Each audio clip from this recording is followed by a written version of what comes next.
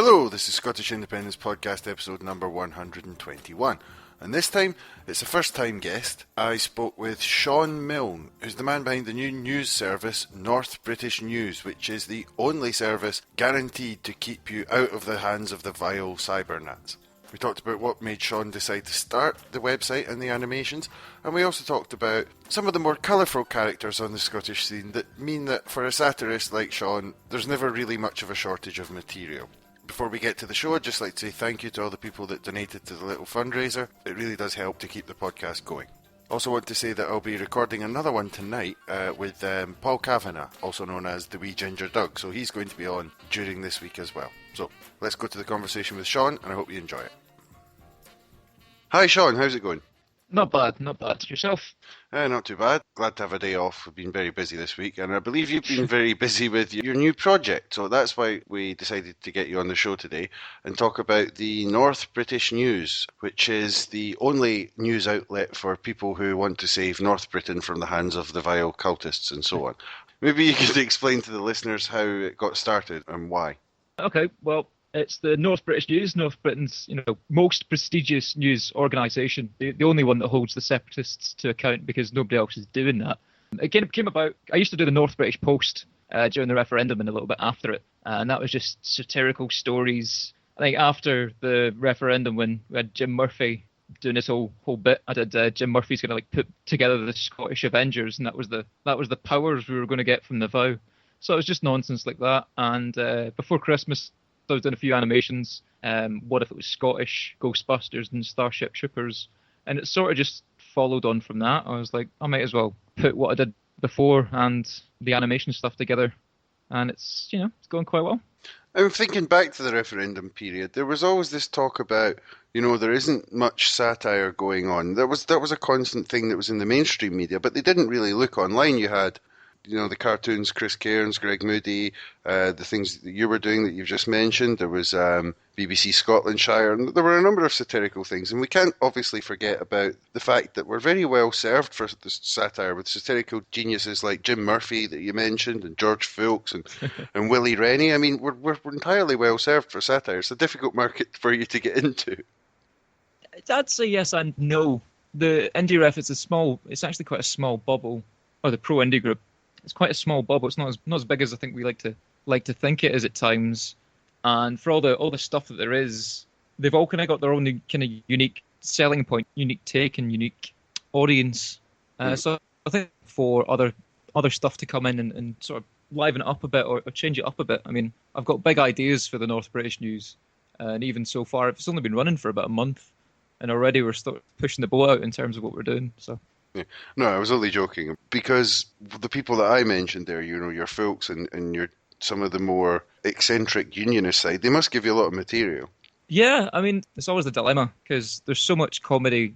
During the referendum, there's so much comedy coming from the No campaign, just the style that they did everything.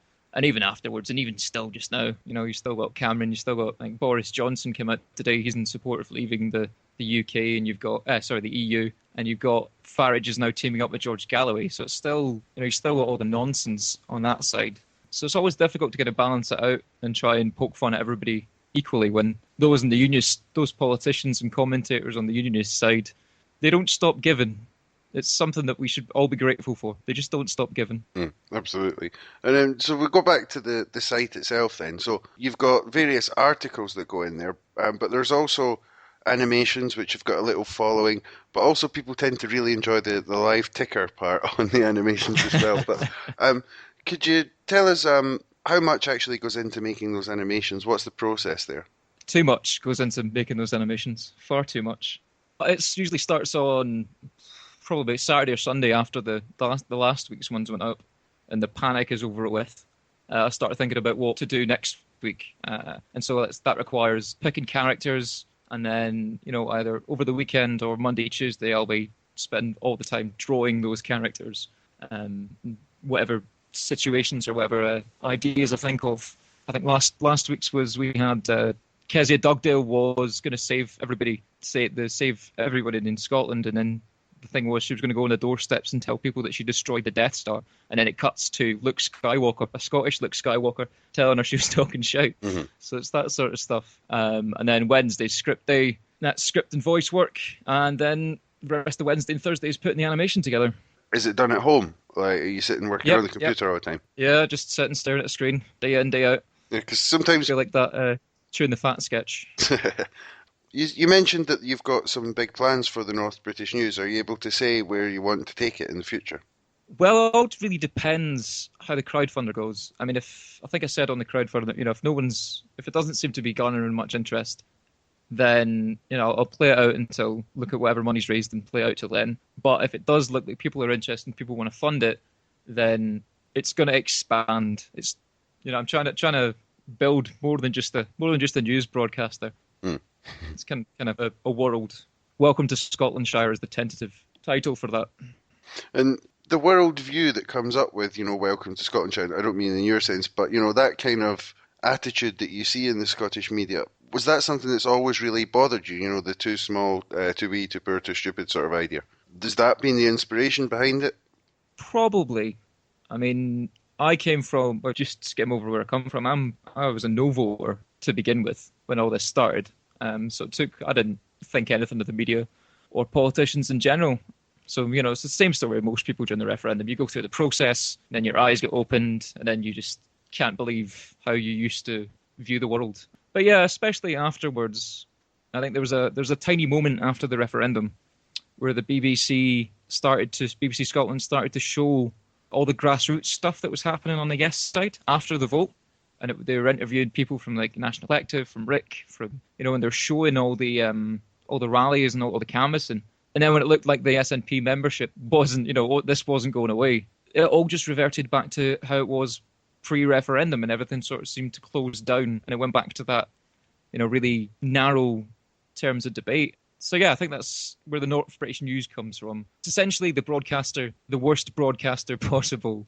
So it's sort of taking the mick out of that, but it's also at the same time, there are issues in the media, and it's sort of really taking that to task. And I noticed you have a go at sort of conspiracy theorists as well throughout your online content. But what do you think about the idea that some people say, the fact that they say that the media is biased against Scottish independence? Well, that's a conspiracy theory. Obviously, I don't think so. But I mean, how do you respond to that sort of accusation that comes from the no side? It depends on your view. You have to look at where people are coming from. I'm talking about regular no voters and stuff. You have to sort of put yourselves in their shoes and see how they view, people always constantly go on about, it's biased this and biased that, it's the media. You sort of just tune out, I think. But when it comes from the political commentators and stuff like that, I think they know exactly what's up, and they're just being very coy in regards to how biased our media is, or at least imbalanced that it is. Do you think it's mostly sins of omission? In the sense that, you said there that after the referendum was a brief window, they were showing Rick, etc., in different groups. But they didn't show any of that before the referendum. None of it. Yeah, it was... I mean, their excuse was they had to be balanced, which is a nonsense, because if you're going to be balanced, well, show what's happening on both sides. But because the no campaign was so dire on the grassroots, they just didn't show anything of it. And then they thought, we can't show anything on the yes side. And I think it's more structural, and, lots of people have talked about this. It's not just straight up, we hate the Nat, got a deliberate agenda, and they sit around their meeting rooms and, how can we do the Nats down? I don't think it's that. It's more structural and institutional bias. They have a status quo, and anything outside of their media bubble, as it were, especially because we've got regional broadcasting and not national broadcasting up here, that they just view it as a threat, and thus they don't really take it seriously. Do you think we should actually have, a real Scottish Six? Oh, no, because everybody in Scotland's really rubbish at doing everything. And if we had a Scottish Six, it'd just be Alex Salmond who'd read the news himself, and he'd just be talking about haggis and stuff. So, yeah, of course we should have it. I mean, it's something that really annoys me in terms of the creative industries, in terms of our institutions. I mean, there's the breakdown of BBC Scotland programming that came out when they had their committee meeting at Holyrood. And just the sheer audacity that they could sit and, it's not a problem. I think it's 350 or 325 million is raised in Scotland for the licence fee, and only 35 million is spent on Scottish television. And that's not the lift and shift programmes where, they bus everybody up from London, go home at the weekend. It's quite an insult. There seemed to be a real lack of investment in it. And like, just one for the football fans, that's one of the facts that I found most shocking. The BBC spent more on Alan Hansen's salary than they did on an entire Scottish football. It doesn't surprise me at all. It's the running joke that, Scottish football is just generally crap. But you look at the investment in it, and you look at the BBC's investment, and it's no wonder that it comes across as so amateur compared to like the English Premier League and stuff like that, because there's just no money going into it, so you're not going to get a quality product. No, absolutely not. And to go on from journalism and media to a journalist, can I ask you why you do this Fresh Prince of Bel-Air lyrics thing with Stephen Daisley? Every time he tweets, you start tweeting the lyrics of the Fresh Prince of Bel-Air at him, and I've never quite understood that. Well, Stephen Daisley, I blocked him for ages. He used to be funny. He used to be quite interesting. But it seems like after the SNP landslide, something just snapped in him, and he's just went completely off the rails. He kind of hid his kind of right-wing agenda quite well. It was always hidden beneath the surface. But after May, he's just went totally nuts. And, I mean, some of the stuff he writes, a lot of people would be saying that they get really annoyed at STV because it gives Stephen a platform with no terms of rebuttal, and he seems to be the only political analyst that they have, which is quite one-sided. Just some of the stuff he comes out with annoys me, and I think it's funnier to take the piss out of him. I see people taking the bait because all he does all day is just troll on Twitter looking for reactions from nationalists so he can go, see, I told you, they're terrible. So yeah, I thought the Fresh Prince of Bel-Air lyrics, every time I see a tweet of his, I just put Fresh Prince of Bel-Air lyrics. Although I need to find something new. I've run out now. So I might do like Disney songs or something. Are there any other people on social media or journalists that you find particularly unusual, or anyone involved in the debate? I mean, George Filks is always one that I tend to go back to because he tends to come out with bizarre utterances from time to time. But is there anyone that particularly gets your goat or perks your interest? I go through phases. I mean, I think at times you have to take yourself, you can get too invested in the Twitter bubble and all the nonsense that goes on and get too wound up by it. And so you go through phases of realizing that you're getting too involved in it and then stepping away for a bit and then go back in. But Daisley was always one of them. Muriel Gray, I think, is another who I don't even know how to describe. It just seems like a detachment from reality or a very different reality from what I experience. And that's true of quite a few of the commentators, like Ewan McComb, Chris Deering, all that lot. They just seem to inhabit this different world, and the stuff that they come out with is just, you sort of just can't believe, or it takes some time for me to comprehend that these are people in positions of influence, very educated individuals, but they come out with the most ridiculous stuff, and you half expect them to just be like sitting about in the rooms wearing tinfoil hats, to prevent Nicola Sturgeon's radio waves from infecting their brain. And sometimes I find a lot of that stuff comes with a certain tone to it, like, we know what's good for the little people, but, they've been duped by this monolithic party that's totally dictatorial, and when the little people come to their senses, everything will be fine again.